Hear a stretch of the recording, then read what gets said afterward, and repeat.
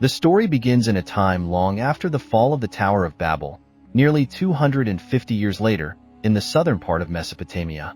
Humanity has strayed far from the God who created them. They no longer worship the God of heaven, but have turned instead to idols of wood and stone, objects that have ears but cannot hear and mouths but cannot speak. These new gods are convenient for people to serve because they can mold them according to their own desires. After all, if you create your own gods, then you hold the power to define what is right and wrong. These people now seek wisdom from walking staves and counsel from the dead. They have abandoned the true God for idols that cannot save them.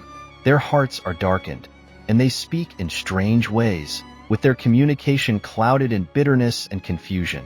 They no longer understand the voice of the true God, and they no longer seek him.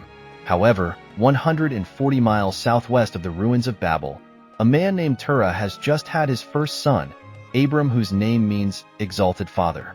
This child will be central to a story that will change the course of human history and even the meaning of Abram's name. Years pass, and as Abram grows older, his father Terah makes the bold decision to move his family from their homeland in Ur of the Chaldees to Canaan. However, they stop and settle in a place called Haran, where Terah eventually dies. After this, God speaks to Abram, calling him to continue the journey his father never finished. In Genesis 12 verses 1-3, God says to Abram, "Go from your country, your people and your father's household to the land I will show you. I will make you into a great nation, and I will bless you. I will make your name great, and you will be a blessing. I will bless those who bless you, and whoever curses you I will curse, and all peoples on earth will be blessed through you." God, in his infinite mercy, chose Abram to begin a new chapter for humanity.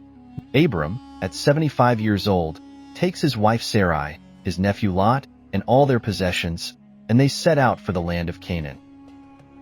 They travel through various parts of the land, and when they reach a place called Shechem, God appears to Abram and promises, "To your offspring, I will give this land." Genesis 12 verse 7.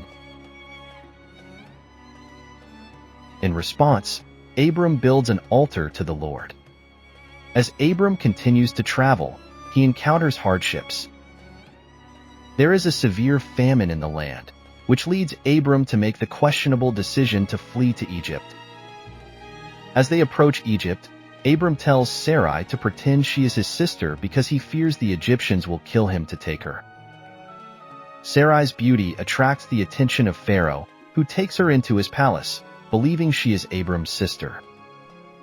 But God intervenes, sending plagues upon Pharaoh's household until the truth is revealed.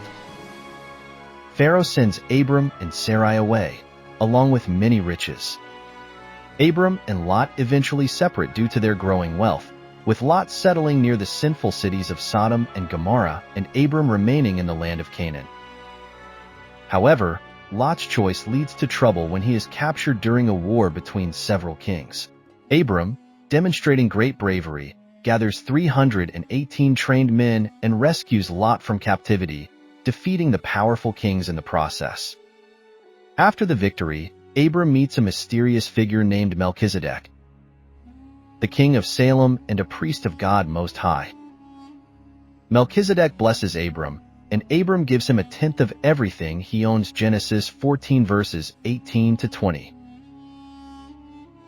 This encounter foreshadows a greater priesthood that will one day come through Jesus Christ, who is described in the New Testament as a priest in the order of Melchizedek, Hebrews 7 verse 17. In Genesis 15, God reaffirms his promise to Abram, telling him that his descendants will be as numerous as the stars in the sky.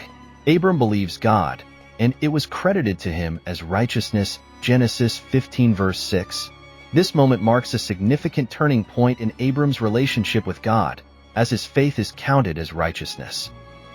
But time passes, and Abram and Sarai still have no children.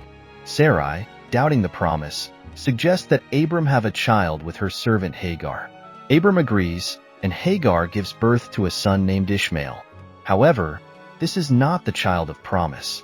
God again appears to Abram, renaming him Abraham, meaning father of many nations, and renaming Sarai as Sarah, meaning princess, Genesis 17 verses 5 and 15. God promises that Sarah will bear a son, and that son will be the heir of the covenant.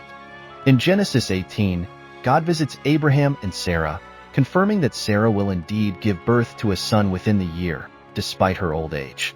Shortly after this, God reveals to Abraham that he is going to destroy the cities of Sodom and Gomorrah because of their wickedness.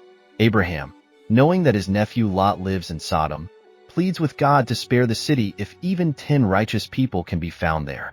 However, when the angels arrive in Sodom, they find that the city is so corrupt that even 10 righteous people cannot be found. Lot and his family are rescued from the city before it is destroyed, but Lot's wife disobeys the angel's command and looks back at the burning city, turning into a pillar of salt. Genesis 19 verse 26. Meanwhile, Abraham's faith is tested in a profound way. In Genesis 22, God commands Abraham to sacrifice his son Isaac, the child of promise. This is a heart-wrenching test of faith, but Abraham obeys, believing that God could even raise Isaac from the dead if necessary. Hebrews 11 verse 19.